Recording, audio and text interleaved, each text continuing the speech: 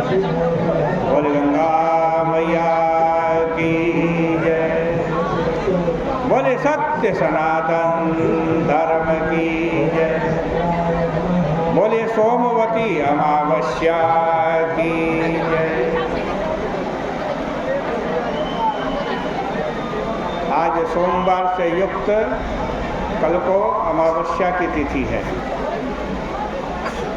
देखो, यद्यपि चतुर्दशी सहित अमावस्या किसी कार्य में नहीं ली जाती, फिर भी सोमवती अमावस्या सायंकाल में 2 घड़ी भी मिल जाए तो ली जाती है, क्योंकि यह केवल अमावस्या का व्रत नहीं है।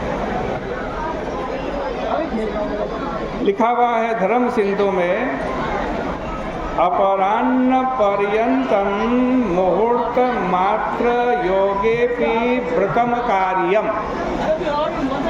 यानी सायंकाल में मुहूर्त मात्र भी यदि योग मिल जाए सोमवती अमावस्या का तो व्रत करना चाहिए। सोमवती अमावस्या भी स्नान और दान का पर्व है। इस दिन मौन रह करके स्नान करने से 1000 गौ दान करने का पुण्य मिलता है। लिखा है निर्णय सिंधु में कि सिनी वाली कोहरवापी यदि सोम दिने भवेत् गो सहस्र फलम दद्यात् स्नानम वै मौनिना कृतम।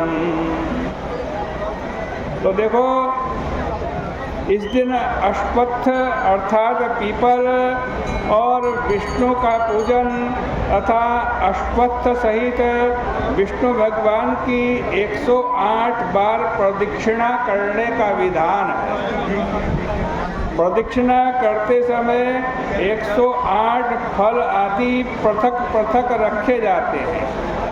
तदनंतर उन फलों को ब्राह्मणों या ब्राह्मणियों को वितरण कर दिया जाता है। कथा के अनुसार यह उत्सव वास्तव में स्त्रियों का है। तो ऐसा क्या बात है कि सोमवती अमावस्या का इतना महत्व क्यों है? तो देखो, वारों का विचार करते समय बताया गया कि जिस दिन प्रातःकाल जिस ग्रह की होरा रहती है उस दिन का स्वामी वही ग्रह माना जाता है और वह दिन उसी ग्रह के नाम से बोला जाता है। तदनुसार सोमवार चंद्रमा का दिन है और यह भी बताया है शास्त्रों में कि अमावस्या उस तिथि का नाम है जिस दिन चंद्रमा और सूर्य एक सीध में रहते हैं। अमावस्या पितृकार्य का दिन है और चंद्रलोक ही पितृलोक है। अतः अमावस्या के दिन चंद्रमार का योग पुण्य काल है। उस दिन स्नान और दान का विशेष फल है। देखो, स्नान करते हुए मौन रहने की बात कही गई है। मौन पूर्वक स्नान का कारण यह है कि भगवत गीता के अनुसार वाणी का तप मौन है। यद्यपि तप तो सदैव उत्तम है, तथापि चंद्रमा जल का देवता है और यह स्नान का ही पर्व है। अतः उस समय यह मौन रूपी तप होना चाहिए। अश्वत्थ तो भगवत रूप है। भगवत गीता कहती है कि अश्वत्थ सर्ववृक्षाणाम, सभी वृक्षों में भगवान कह रहे हैं कि मैं अश्वत्थ का वृक्ष हूँ। इसके अतिरिक्त वेद में अश्वत्थ को तेज से उत्पन्न वृक्षों का साम्राज्य बताया गया है। सो तेजोमय सूर्य चंद्र के संगम रूप अमावस्या तिथि के दिन सोमवार का योग होने पर अष्टपथ का पूजन आवश्यक है।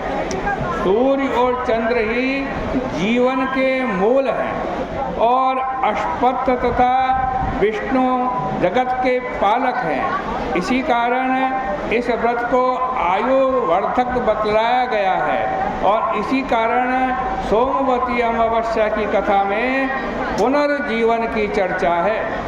प्रदक्षिणा की और दातव्य वस्तु की संख्या 108 इसलिए बताई गई है कि 108 संख्या में सभी देवताओं का समावेश हो जाता है।